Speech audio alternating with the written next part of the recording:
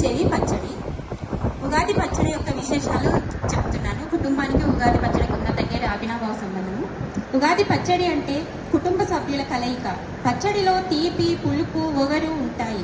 కుటుంబంలో అమ్మ, నాన్న, అక్క, అన్న ఉంటారు. తీపి అమ్మ అయితే, చేదు నాన్న. నాన్నలందరూ ఒప్పుకోరు, కానీ ఒప్పేలా వివరిస్తా. తీపి ఆనందాన్ని ఇస్తుంది, చేదు ఆరోగ్యాన్ని ఇస్తుంది. తీపి అంటే సుఖమని, చేదు అంటే కష్టమని అనుకుంటారు, కానీ కాదు. తీపి అనేది తిన్న క్షణం ఆనందాన్ని ఇస్తుంది, కానీ చేదు తిన్న క్షణం తప్ప ప్రతి ఆరోగ్యాన్ని ఇస్తుంది. అంటే అమ్మ ఒక్క క్షణం కూడా పిల్లలు బాధపడడం ఒప్పుకోదు, కానీ నాన్న కన్నపిల్లలు చేదుగా చెడ్డుగా భావించినా సరే కఠినంగా మాట్లాడి అయినా తన పిల్లలు వృద్ధిలోకి వచ్చి అభివృద్ధి సాధించాలని, అన్నింటిలో ముందంజగా ఉండాలని అడుగడుగునా